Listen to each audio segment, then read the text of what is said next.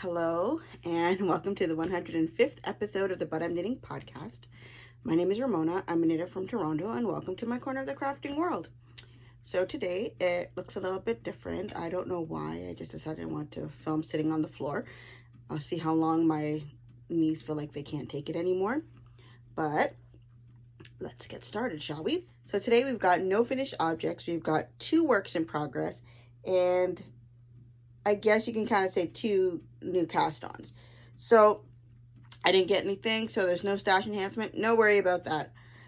So you know what? Let's get started with our works in progress. So the first thing I've got is my Ririko sweater. No, I always get it confused. My mistake. This is the olive leaf sweater by Ririko. Okay, olive leaf sweater by Ririko. Oopsie. That's not supposed to be going through there. Let's take it out of the bag. So remember last week, I was kind of in shock with the amount of yarn that I had. I actually broke into the 3rd ball. I am at about, this is how much I have left of that 3rd ball. So I'm making good progress on it. I still got 1 more that's cake plus 2 more that's still in skein format. I still think I'm going to do well and still have at least 1 skein left over, if not more.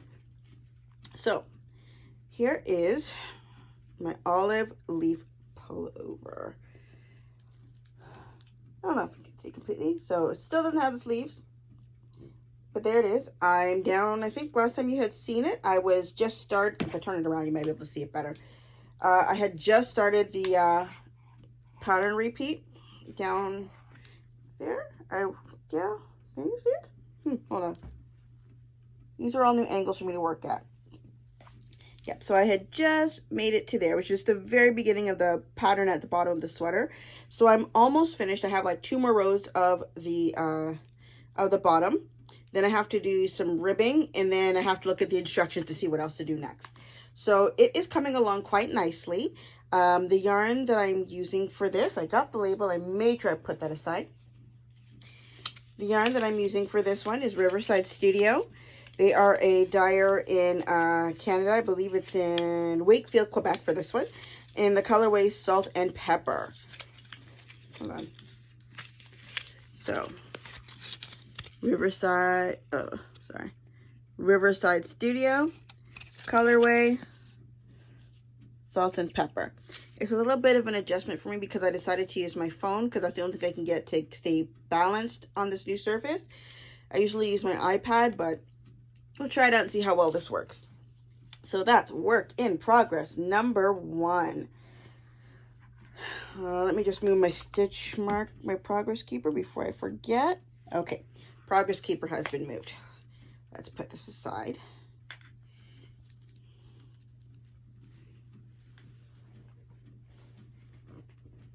So for everything I'm using for this one, I'm using it exactly as recommended by the pattern for the sizes and everything.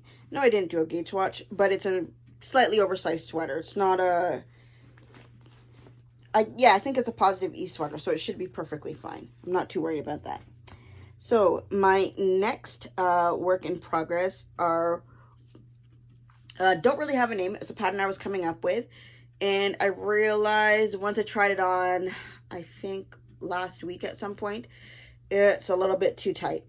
I don't think it's a needle size, but it is a heavily cabled sock, so it kind of, my usual stitch count that I was just trying it out with doesn't work, so I had to rethink everything. So this is the old one because I still like this one.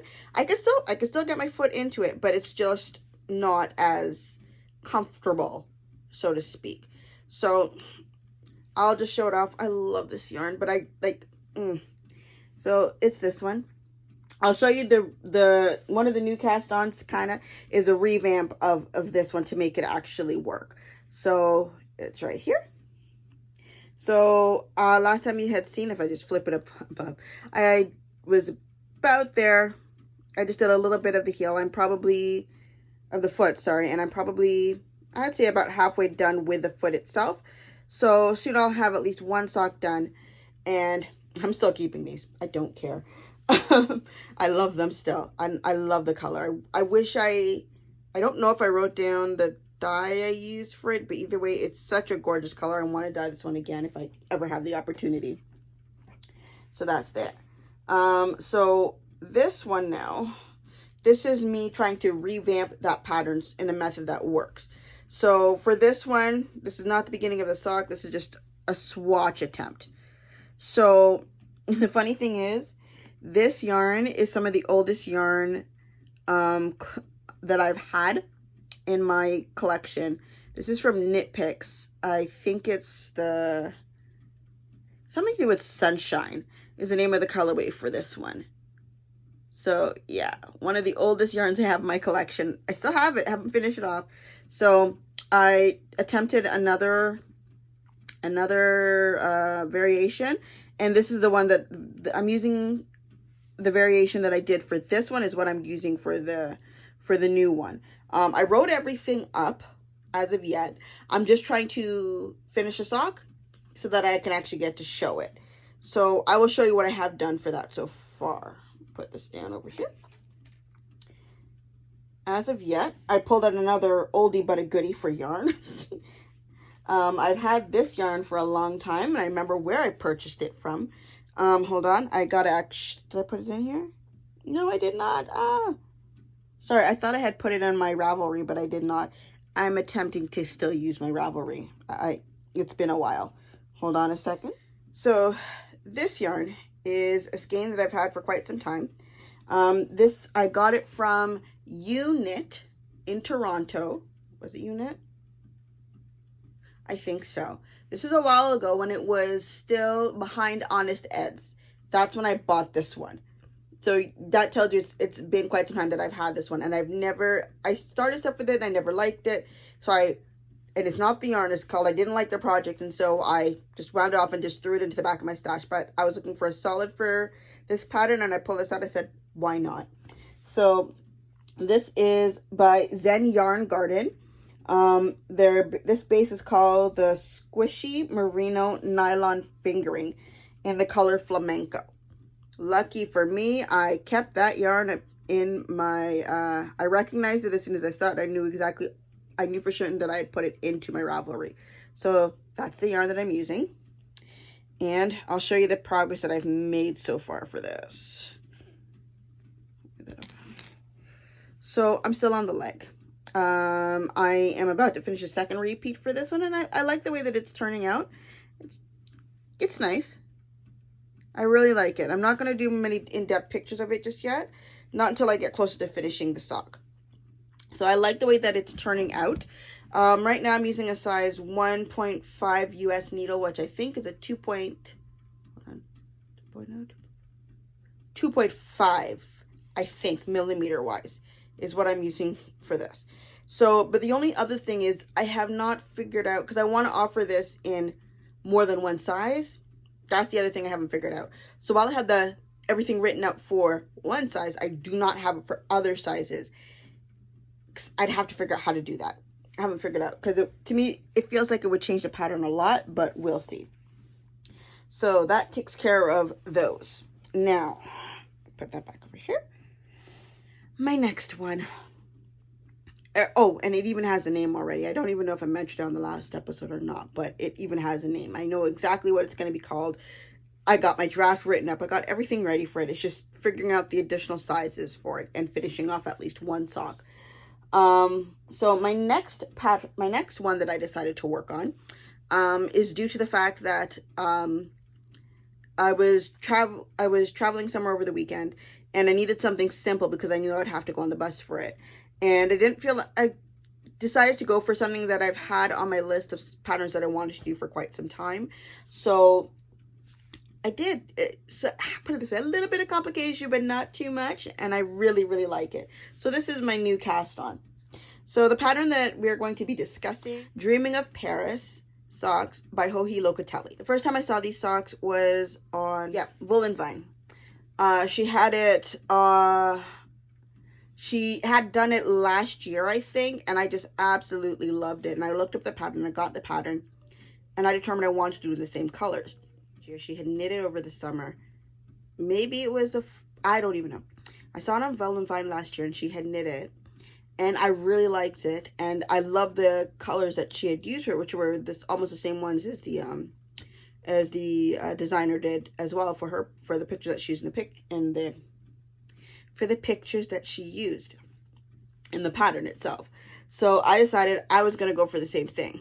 I didn't go for the same yarn, but I definitely went for the same colors, or at least the feel of the colors. Because it wasn't until I was actually, I started knitting this, I realized I made a problem. I did not get the exact color that I wanted. But it's okay. I like the two of them together. It's just not exactly what I was looking for. If you've seen the original pictures, hopefully I can get to put them up here. You'll see it's a pinky hue type of color. That's not what I end up getting. I ordered these from Woolmizer, Woolmizer. So I got that, got it sent directly to my house. This was last year. So the colors that I am doing this pattern in, hold on, take you out there. Color 1 is Teddy. This is on their twin base, 80-20 for 80% merino and 20% nylon. So that's the Teddy color, which seems to make sense as to why they would call it that. And then this one, I ended up getting a purple color by accident. I thought it was pink. I can't tell my colors, but I still like it. So this one is called Romantisch. I don't know what accent is supposed to be on it, but that's what it makes me think of. So I am dealing with these two colors together. I know I'll have more than enough left over afterwards, because I'm thinking of another sock that I can do with these two colors together. Different pattern, very different pattern though. And I think I've done them before, and I'm determined I will get them done properly this time. But let's go back to this. So here is my Dreaming of Paris. Let me put this down over here. And this is it so far. Is this the back or the front? Or I think you're looking at it from the front. So this is it so far. I decided I was finally going to give the helix knitting a try. There was a good tutorial by Nitty Natty that she had put up, I think last year. Pretty certain it was last year, close to the end of last year. And that's what I followed, and it works out perfectly, because I'm sitting down here staring at this thing and I'm having a hard time figuring out where the colors changed, like between rows. I really do like this. I still wish it was pinker, but it's okay. And if you could see if I can get to see the lace pattern a little bit better. Does that help a little bit? So that's the lace pattern that's going all the way around the leg on that one portion. Yeah. It looks very nice. What else can I say about this? It's giving me ideas for other variations to try, like if I can find a lace pattern that's about the same as this.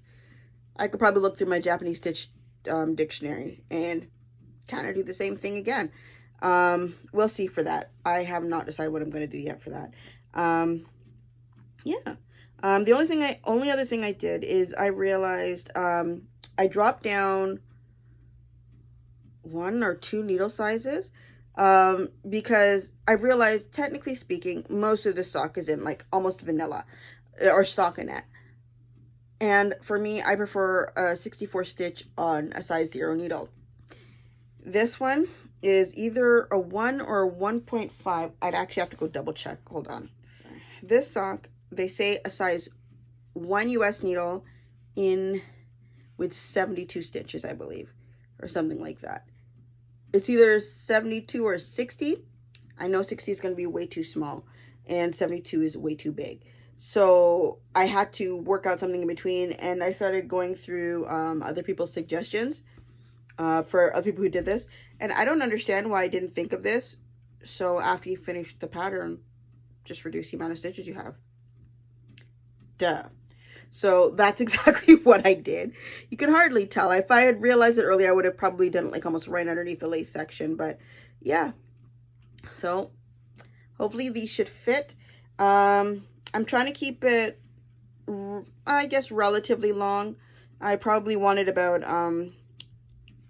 mid-calf, if not a little bit taller, just because this section is wider than the rest of it, and I want it to stay properly. I'm not a big fan of slouchy socks, so got this, and I'm liking it. So the other pattern that I was actually thinking of for the 2-color were the stitch surfer socks. I don't remember who designed them, but of course, see, this is the joys of when you actually start using something else other than your iPad to film. All of a sudden, it's just, they're like, oh yeah, I could just look it up on here and it's not that hard. So let's go back, and if I search,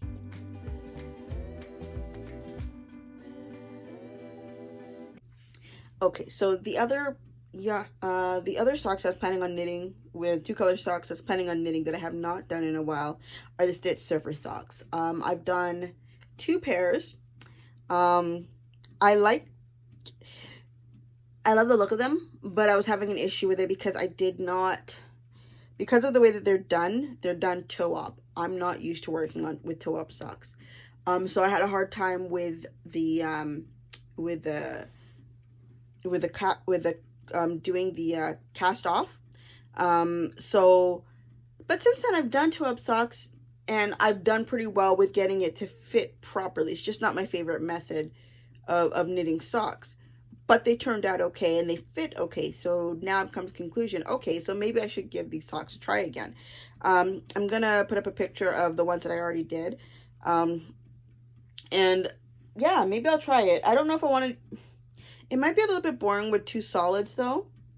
Because usually when people do these socks, they do it like one's a variegated or a self-striping, and then the other one's like a solid or something like that, or a tonal. It makes it more interesting. Otherwise, it's just 2 solid colors just put right beside each other. Still debating as to how I'm going to make that work. So that's my next thing that I will do. But I don't think I want to cast on any more socks until I get a few more of these off of the needle. Yeah, I've got quite a bit. So I still did not work on my rose cardigan at all. It is still sitting in the bag, and I'm looking at the bag right now, and it's making me feel bad that I haven't touched it. Let's see, today's Tuesday. I don't think any of my shows are back yet. Oh, hold on. No, one of them might be on tonight. Maybe tomorrow during the day, I'll really get through to just finish seaming them together. Because I know once I seam them together, I'll get everything working again. I'll be able to pick it up and work on the rest of it. Because I do want to get it done. I like the cardigan. I love the pattern. I enjoy working on it. But it's just, then you just get to those stop points. It's just, they're like, this is painful. I think that's probably the reason why I don't like doing garments in pieces. I prefer just doing it all in the round, because it feels like, to me, it goes faster. Yeah. Meh. I will figure it out. I'll make sure it gets done. I can't guarantee if it will be in the next episode or not. I didn't work on any of my blankets. They're still, I think, over on this side. Actually, maybe next time I'll probably put my which blanket was it? My sock yarn blanket behind me, if I decide to go on the floor. But I'm thinking I should probably get ready to stop soon, because I'm starting to lose feeling in my toe. I'm not meant to sit like this for too long. So yeah, so I'm, we'll see what we do. I actually kind of like sitting on the floor. I didn't think it would be my knee that would be the problem, or my foot that would be the problem. I thought it would be my butt, but my butt feels fine. So I guess I can sit on the floor without any problem. So is there anything else? Just trying to think.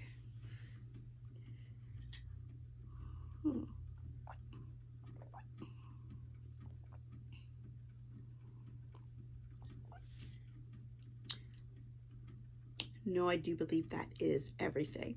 So guess what? Thank you for coming to sit down there and spend some quality time with me. I'm glad you didn't have to wait like a month or 2 like you did last time. And have a good day. Have fun with your crafting, or whatever you're doing while you're listening or watching this. All right. Thank you. Bye.